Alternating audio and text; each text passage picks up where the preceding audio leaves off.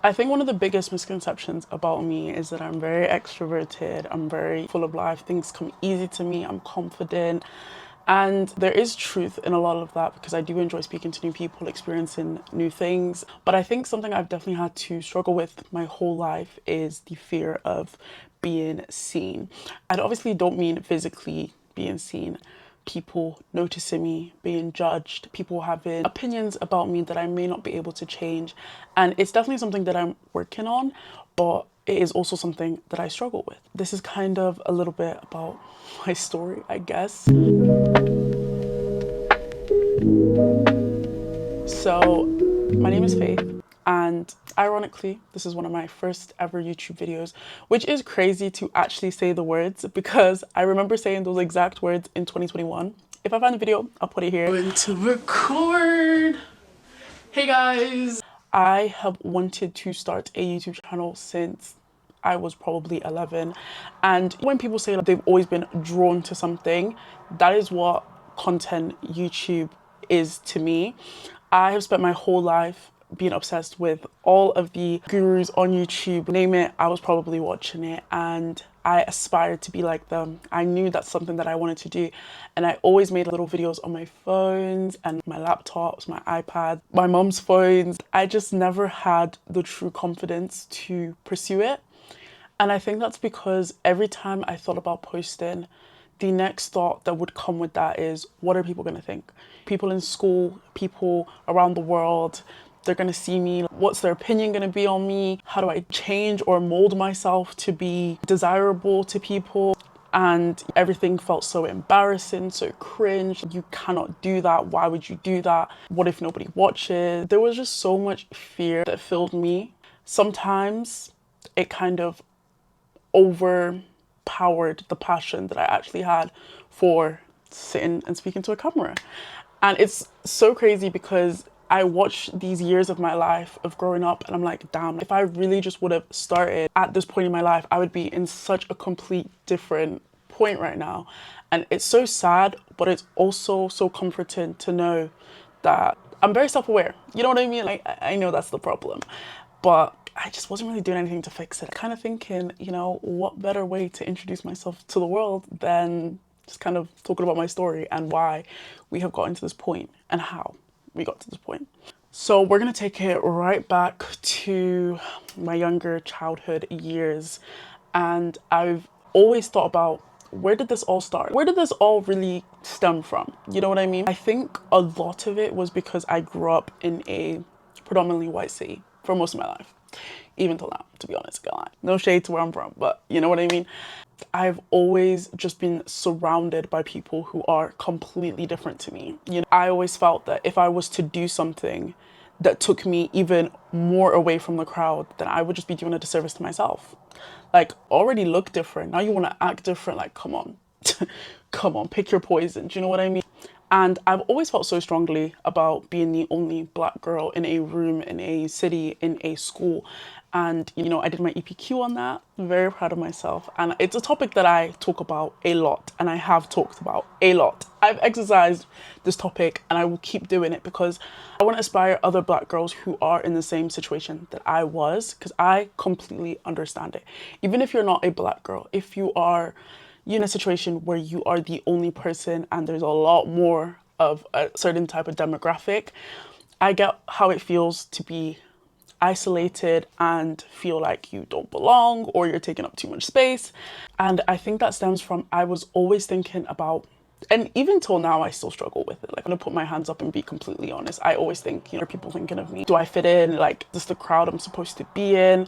Always having questions about my existence, but like, really I'm just living. Like, there's nothing I can do about that. That's just me. But I always have the thought of other people, and it's like, damn, like, live your life for yourself. You know what I mean? But I don't want to get too like motivational in here because, like I was saying in my point in the beginning, I feel like you just start to grow up with the idea that blending in is safer, and you find comfort in trying to be like everyone, that standing out just seems like, no, I'm not doing all this. I think the humor in all of that is that if you meet me today, you probably wouldn't think that I think that way. That's what I like to believe anyways. I think I do a pretty good job in, and to be fair, I have grown a lot since I was obviously younger, and I've experienced a lot more than I did when I was like years old. Do you know what I mean? So I definitely do think that has shaped and changed me, but I don't think a lot of people would know that's kind of how I felt or how I do feel in certain situations. And I think that's pretty much because ever since like school, people have always seen me as like funny friend. I've always been quite outgoing. Two things can actually be true at once. I can be bubbly but also be very shy at the same time. But I think a lot of people looking at me outwards would never see a problem in the way I act. I'm saying all of this and then there's probably someone out here like, this is not how we feel. But let me just believe that's how people think about me. You know what I mean? Like, let me have my moment. And I think they wouldn't understand that, you know, actually a lot going on. There is, like, can be confident but also still, you know, hate being the center of attention. I can have a lot of friends but also feel lonely. Like, two things can be true at once, and you need to understand that. Like, you are going through the same thing. You can absolutely be extroverted and introverted. I'm pretty sure there's a name for that, but can be two things at once. Don't feel like if you're going to be extroverted you have to do it all. Like, you have to feel that on the inside, because most of the time you will not feel completely confident, and that's just the truth. And I think everyone struggles with this. I think for a long time I felt that confidence equaled not caring, but unfortunately as I grow up I started to realize that's not true. And I hate the saying fake it till you make it. Like, yes, you know, fake it till you make it, but more time you're not gonna make it by faking it. Like, truly have to feel it. You have to feel the embarrassment. You have to feel the shame. You have to actually feel it to be able to change it. And that's a whole new topic in itself, and do a video about that. You have to feel uncomfortable to be comfortable. But that's kind of the same dynamic when it comes to confidence and being able to put yourself out there. I feel like you just kind of really feel it. Even till now, I care. And sometimes I'm like, ooh, maybe you care a bit too much, because at the end of the day, every single person you see out there is actually living their own life. They've got their own problems in their own head to go through. But I'm so self-centered, apparently, to the point where I'm like, everyone cares about me, like, just cares about me. But that's not the truth. That's actually not the truth. Like, I don't need to care that much, because I promise you, some people just actually could not give a flying what you do. But we're so in our head all the time that it's like, got a problem with me, like, hates me. And I think that has transpired to so many like friendships, relationships, and just kind of experiences I've had in life where I'm just like, damn, like, hates me, everyone doesn't like me, like, what did I do wrong? Like, always doing something wrong. And I hate being at fault for things. Like, that is something yo, someone tells me I did something wrong, like, I'm so sorry, but unless it's a valid reason, I just be feeling that in my heart, you know what I mean? So I just care a bit too much, and I think that's okay to admit. I think that's okay to say, because at the end of the day, like, I feel like most people do think that as well. And when I look back, I realize that this fear has held me back from so many things, like I said in the beginning, when it comes to YouTube. And I do want to pay attention to a podcast that I had when I was 13. Baby, you could probably still find the episodes on Spotify. You know, I remember making that podcast. I was so intrigued with the Black Lives Matter movement, and I was so moved by the George Floyd incident that it kind of made me so want to talk about it on the internet, like I should. But regardless of the point, I was so ashamed of that podcast, and it is crazy to think that I was, because when I look back on those episodes of me talking, I just feel like, damn, you are so brave.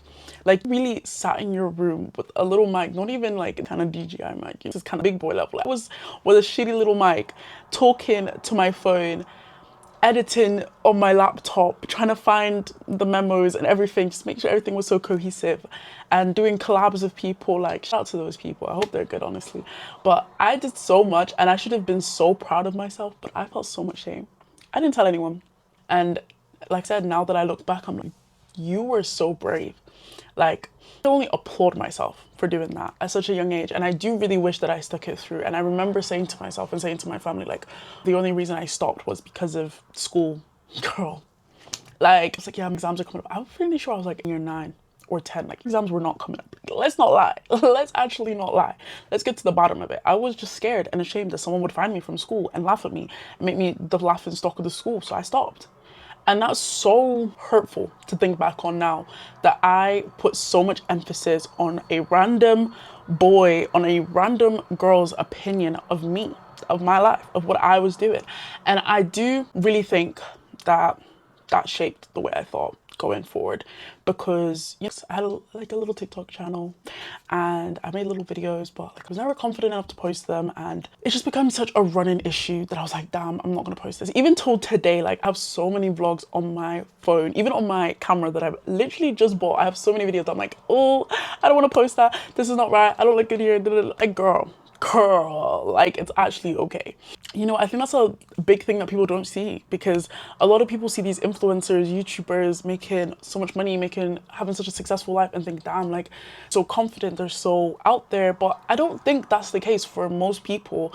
Like, dare I even say like 80-90% of people, I don't think everyone is as confident or as outgoing as they seem online. I do think people put on a persona, and that's okay, because that's what gets them through it.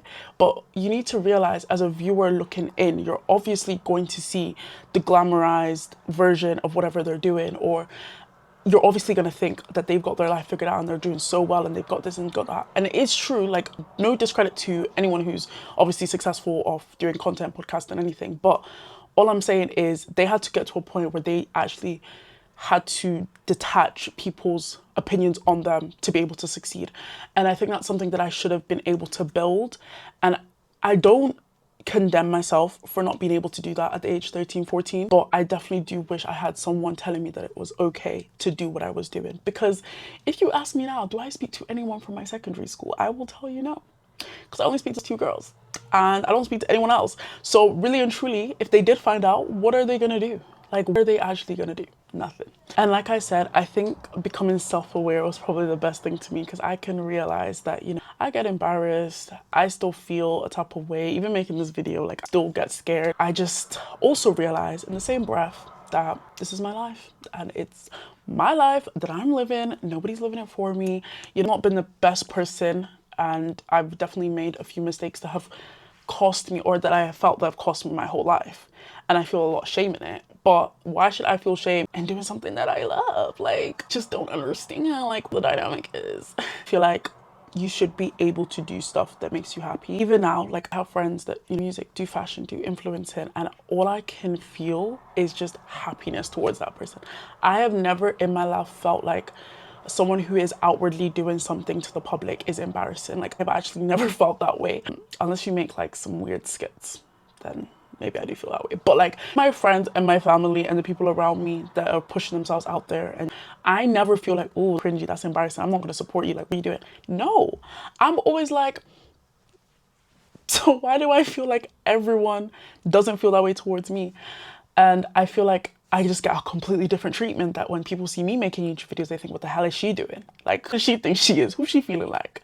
But that's not the case. I definitely are some people that probably think that, so hi to you lot. But the people that actually support me and appreciate what I'm doing and can see that, that's what keeps me going. That genuinely what keeps me going. And I do have conversations like this with the said people that I said are doing in public, and the only thing they can say is like, why do you stop? Like, what makes you stop? Like, and I'm just like, that's a good question, Bobby, that's a good question. I don't know. I feel like I should be happy at the fact that I feel so natural to talk to this camera now. Like, I can sit here for about 30 minutes, we're getting to 20 minutes on the clock, and I can just talk and I feel like what I'm saying is making sense, hopefully.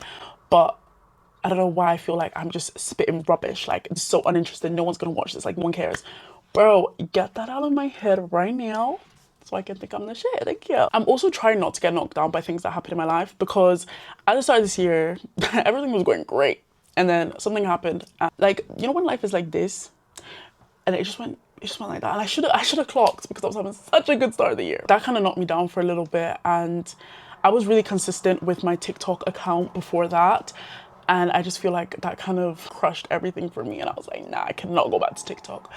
But honestly, I'm so happy that I've come back to life. You know what I mean? That's like, come like that, and they're like how I feel right now. Like, I'm happy and I'm proud of myself to see how far I've come from when I was little. Yeah. I think what I'm really trying to say is that if you are like me and you're worried about what life has in store for you, or you've been wanting to start something, whether that be a business, YouTube, content, whatever it may be, and you just feel like you want that confidence, you want that boost, you want that sign. You know, people are like, I'm looking for a sign. Let this be your sign. Yeah. like I ate with that. But like what I'm trying to say is don't wait for the confidence. Don't wait for the time or the sign or whatever you think miraculously is gonna happen and make you pick up a camera and start flipping talking. Don't wait for that time because it's never going to be a right time. Really and truly, there's never actually going to be a right time. Look at me. I thought it was the right time to start the year to start filming and being consistent on TikTok. And then, you know, I went in front of my eyes and I was like, But now it's the right time again. So be it. Like, right time might be in 2 months as well. Like, I must restart and do whatever I want because, again, I'm going to mention it again. This is my life. And you should think about that as your life as well. And I saw this, I saw this TikTok yesterday and it was like, sometimes I get happy with the thought that I just sit and think I'm the only me in the whole world. Unless you're a twin, but like, you're still not the same person, you are the only you.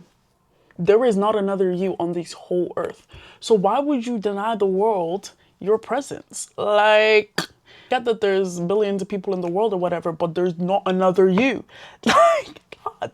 That should give you some comfort in the fact that you can be exactly who you want to be. Because there is not another you. I will keep saying that. Like, there another faith? They're doing it like me? No, joking. Obviously, there's another faith, but you know what I mean. Like, not another me.